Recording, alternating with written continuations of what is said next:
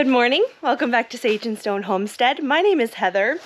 I have a couple things to do today that I really can't put off any longer. I've got a baby goat named Winnie who has been very naughty. She's one of our most anticipated keepers of this year, and she's been acting really wild, so she needs to be tamed. She needs to understand that people are good and nice, and she needs to be able to be approachable and catchable and then eventually milkable. So I've got to grab her and give her bottles today, and we'll do that. But I have a couple things to do in the greenhouse first because we are coming up on the growing season. We are just a couple weeks away from our estimated last frost date. So speaking of frost, we had a pretty decent freeze that affected some of the plants, even in the greenhouse here last week, and you can see some of the kale does have some browning here, but really a lot of it did really well. Some of the lettuces have a little bit of singed leaves in the back, but many of these are really good as well. I need to transplant these, but maybe that'll be a tomorrow project. I did lose quite a few zinnia here in the green stock. I need to replant those, but I did have some survive. So quite a lot of you suggested that the actual soil inside this green stock likely absorbed quite a lot of heat during that freeze, and so the residual heat in here probably helped protect some of the more tender seedlings, to include some of these tomatoes. They haven't done just a ton of rapid growth, but they are alive. These are called orange hat tomatoes. They're a dwarf tomato variety, and it looks like all of them did survive the freeze in here. And I have another variety of dwarf tomato that I want to deal with today, and it's these guys. These are the Tiny Tim dwarf tomato variety. I got the seeds from So Right Seeds. And there's a bunch of seedlings in these pots. I did like a thicker sowing method. I've seen this done, especially at Roots and Refuge Farm. And this is a great way to start a lot of seeds in a short amount of time, but they can't live in these pots for that long. There's no roots coming out of the bottom of the pots at this point, and I don't know, maybe this small variety won't get super deep in its root system, but we do have our true leaves that came in on these plants, and it's time to separate them out. I would like to put a couple of them in this green stock over here, but I did just purchase another green stock. They came out with a really pretty basket type texture, and I got one, and so I'm thinking that I'll put most of these over there, but I have not filled that with soil yet. So we're gonna separate these out into their own pots, and that will give them some time. Okay, so when it comes to potting up these plants, let's actually tip these out very gently from their current pot. There. See, some of the root systems actually were pretty long, and I'm gonna take and just very gently tease the plants apart. Not all plants really like their roots being messed with. This can stunt things like melons and cucumbers, but tomatoes, they tolerate being handled quite well. So I've got one little seedling here. Now, if you are sowing an indeterminate variety of tomato, like most tomatoes are, you could plant this actually quite deeply, and the plant would continue to grow. This particular variety has a determined height, which is 12 inches, and if I planted this tomato deeply, it wouldn't necessarily hurt it, but a lot of those productive leaves and things probably would be growing closer towards the soil, and that can just help promote disease. So for this particular variety, I'm not going to plant them deeply. I'm just going to transfer them over as deep as they were in this pot, but in here they have so much more nutrition and room to grow and spread out before I can move them into the green stock. So one down. The root system on that one is nice and long, so we're not going to be able to extend the root system all the way down. It'll coil up in this little hole a little bit, but the plant will recover and push those roots further down. Here we go.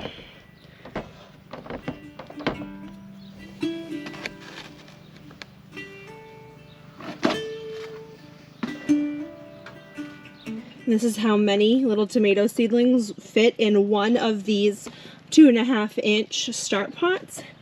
It was 1, 2, 3 times 4 is 12, 14. I've got one more to move over. This one looks like it probably has more in it. Down here, this is where I've been pulling soil out of. I had a volunteer pop up in the soil. I think this is some kind of, it might be broccoli. At first I thought maybe it was kale, but I don't think so at this point. I think it's a broccoli. So I'm gonna move that into a pot as well, just because I've been keeping it watered in there. Oh. There we go.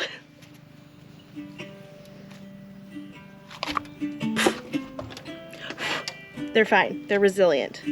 Look at that.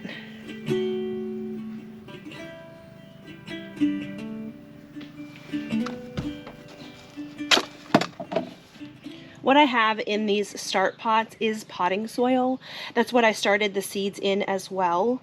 A lot of the times when people are starting seeds and their seeds aren't growing more than just a little bit, people start to worry about them. And if you are using a seed starting mix that is basically just cocoa coir, like peat moss, stuff like that, those have very little, if any, nutrition in them. And seeds, when you plant them, they have just enough energy in them to get a decent little root system going and to put up a couple leaves. And then after that, if they're not getting like enough sunlight or especially enough nutrition in the soil, they're not going to get much bigger than that. So if you're noticing your seedlings are a little bit stunted, consider what they're planted in and either pot them up into something that has a little bit more nutrition in it, like a potting mix, or you can give them a little bit of fertilizer in the water. And with seedlings, you've got to be very careful. Usually you want to use something pretty mild and you want to dilute it by at least half. So whatever the directions say on the bottle, mix up a dilution that's half the strength. Fertilizers are pretty temporary. You can get a decent boost out of your plants by fertilizing them, but getting them into a good soil is really going to be best. There's more than just nutrition in soil. There's a whole microbiome, and it all works together to benefit the plants. It's like my seedling area in the greenhouse is filling up quite well.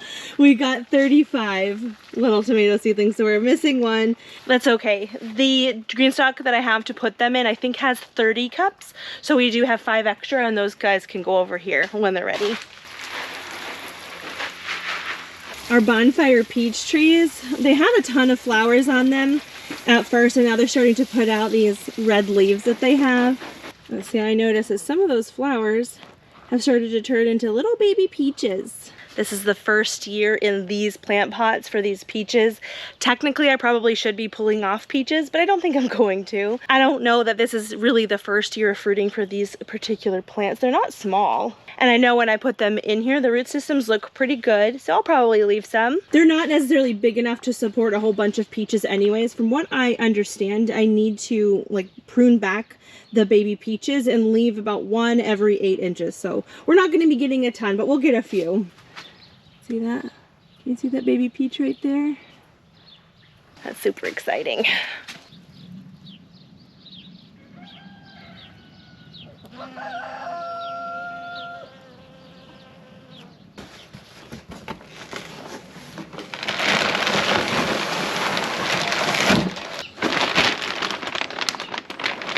So our darling Winnie, Pretty Windy, as we named her, we call her Winnie. She has been a little holy terror, and unfortunately I am having to separate her from Mama in order to tame her. I have been putting her back with her mom at night because it's not good for goats to be alone, and you know, at night when we're all in our beds and she's in her crate, she's alone, and she does not like that, and I don't blame her. Stress is not going to be good for her, so I have been putting her with her mom at night, but it's kind of stalling her progress of becoming more handleable. One of the challenges I'm having though is I don't want to keep her inside full time. I don't necessarily want her to be a house goat. I want her outside eating grass in the sun. And so I'm going to be setting up this electric netting and putting her and one of her friends in here for the day. There's another little baby. I've been calling him Cole. It was the black one that was born out of Tempest and Nefarious. He is getting a new home this week and they want him as a bottle baby, so I've got to train him to the bottle too. So this works out perfectly. Hopefully the holes in this fence are not too big for them. They might be. This is a roll of permanent netting that I got from Premier One, and it was in their used section, so I guess it was sent back for some kind of reason, but looks just good as new to me. Whoop. The size of the holes is what I'm worried about. Less so these are pretty close together, but right at the bottom, this is where a baby goat is gonna try to get out. This bottom strand and these vertical strands are not electrified. This one is, so there's a good chance that they could get zapped by this one. But there's also a very good chance that when they get zapped, they run outside of the fence instead of back in. So the only thing we can do is test it out and see what they do and see if we can train them to stay in. I do have friends that keep goats in like a triple strand electric fence that does not have, it's not like a grid, it's not a netting. But the difference is they have either been weaned from their mamas for a while or they are with their mamas inside the net. And a baby is a lot less likely to try and test a fence with their mama right there because that's where they want to stay. They want to be near her. I have had baby Nigerians get through this fence before. This is woven field fence and they can totally get through that. But like I said, they want to stay with mama. So if they get out, it's just for a short jaunt and then they go right back in. Oh yeah, Winnie is right over there. Okay, I already tested it, so I know it's hot. Yeah, let's see what she does first.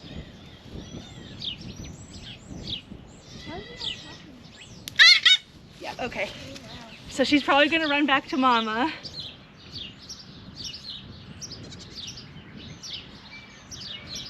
Winnie got back through the fence, which is what we wanted more than anything. We'll see what Cole does.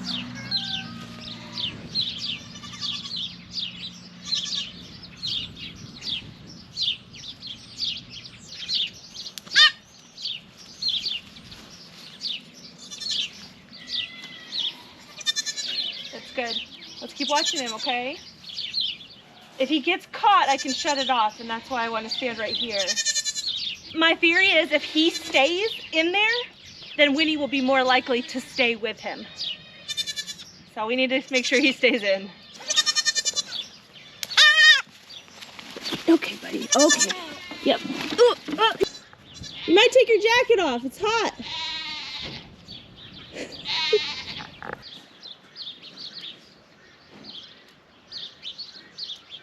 My camera died right there, so I'm not sure how much you guys caught, but each of them has gotten out at least twice. Did Winnie get out 3 times? And right now both of them are they've kind of conceded to the fact that it's safer and less exciting in a bad way to just stay in there. They will probably test it again. So I am gonna sit here for quite a while and watch them. I know that there are styles of netting that have like a closer weave down at the bottom. This is just what I bought. I didn't buy this for this specific purpose. I just figured because I had it, I would try and see how it worked. So far, I know they can get through it, but it looks like they may be learning.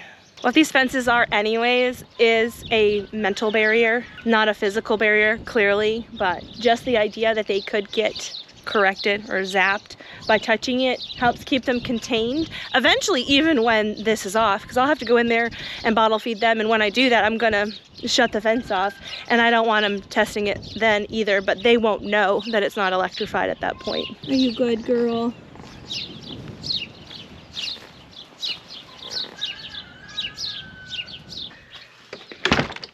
Just came in the shed for something and I saw Winnie stand up.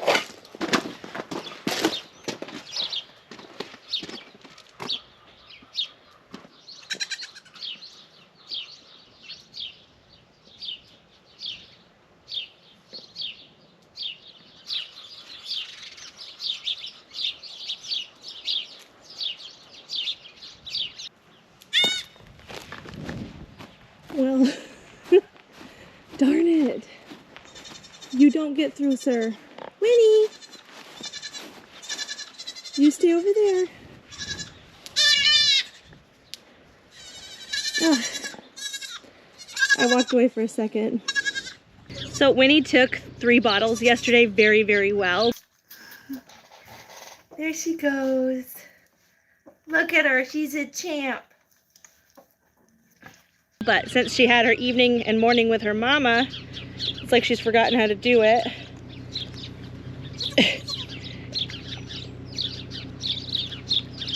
She's not super eager for it. She might not be hungry enough yet. It's only been probably about 3 hours since we separated her from mama.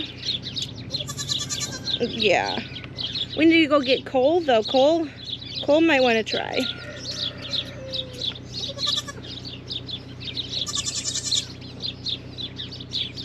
She's so tired. Winnie has escaped several times, while little Cole hasn't even tried to test the fence after he got out the first couple times.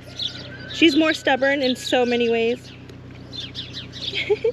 They say too, one trick to bottle training is if you cover their eyes Sometimes they take the bottle better. I guess it mimics them with their heads underneath mama where it's kind of dark. It's a little bit hard to do with 2 hands, especially if the baby's going to be really wiggly. But sometimes you can do like this. So I'm thinking I'm figuring out that I can't share custody with Winnie with her mama. Not if we want her to be friendly, so I'm sorry. We tried, but you're a stubborn little thing. Ooh. Let me go get Cole and see how he does.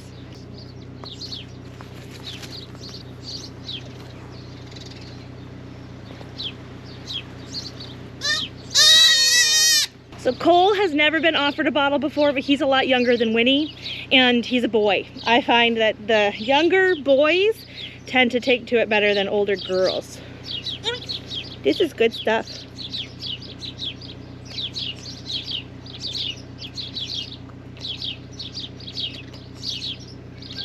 It's quite a messy process. They always slobber a lot of milk. And sometimes they have a little bit of a lazy latch at first, but once they get it, you'll know. They really, really take to it. Like this. See that? Good boy. He's like, wow, this lady's not too bad.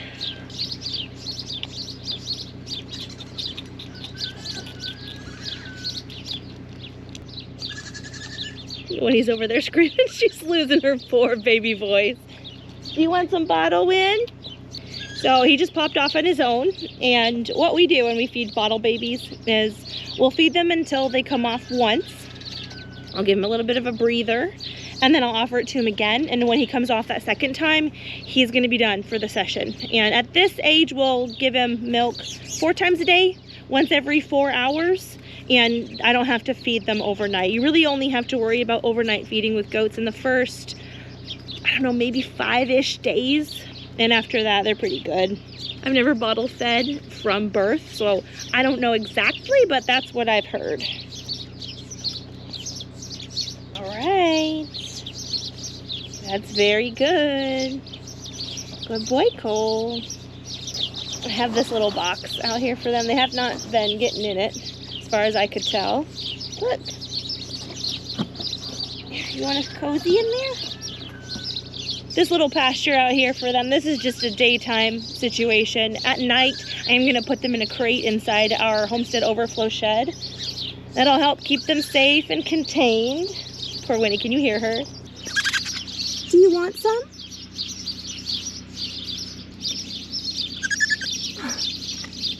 You've lost your voice.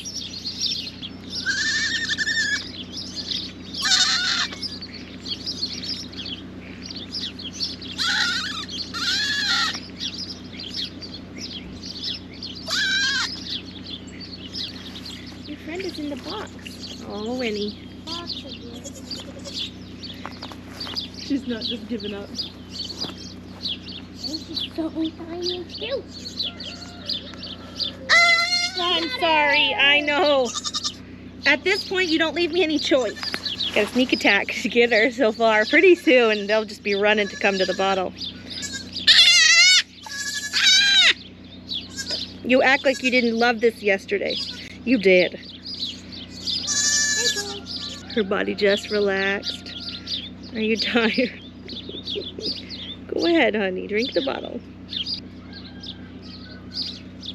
She's just holding it. All right, I'll try again in a few hours. Don't escape.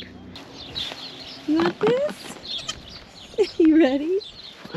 The first part of this video was filmed yesterday, and I don't have to do any chasing today. So Winnie is over 3 weeks old, and it does take quite the effort to train a kid of that age to take a bottle, but she seems to be kind of a special case. I still have to basically pry her mouth open, and she resists a little bit. Let me get her in a better position.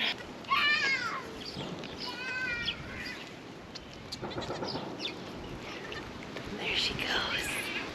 She's on it, you guys.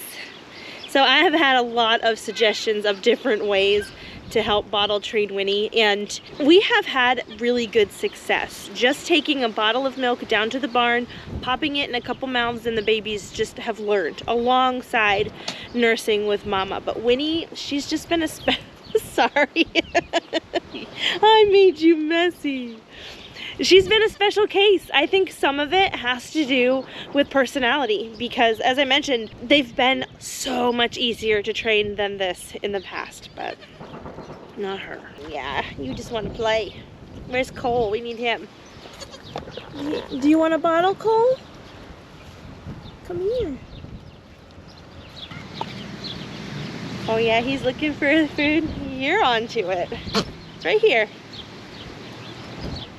I thought he was gonna take it. I gotta pry his mouth open too. There we go. What a sweetie.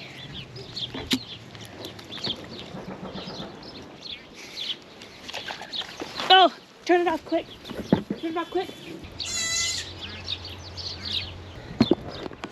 Let's try this again. So I have some honeybee colonies. They are quite far from where we are right now, but I gave half of them away today, and so we carted a couple colonies past our house and into the driveway, and there are some kind of confused forager bees around, and it's a cruddy day as far as weather, and that can set the bees in a bad mood. But usually before a bee will sting you, they'll do what's called like a warning bump, and that's what happened. I was getting warning bumps into my head, and I was like, oh no, we need to leave. Because I'm sure that my whole body is covered in warning pheromone, which is why they came after me in the first place, because I haven't changed my clothes. Come here, Win.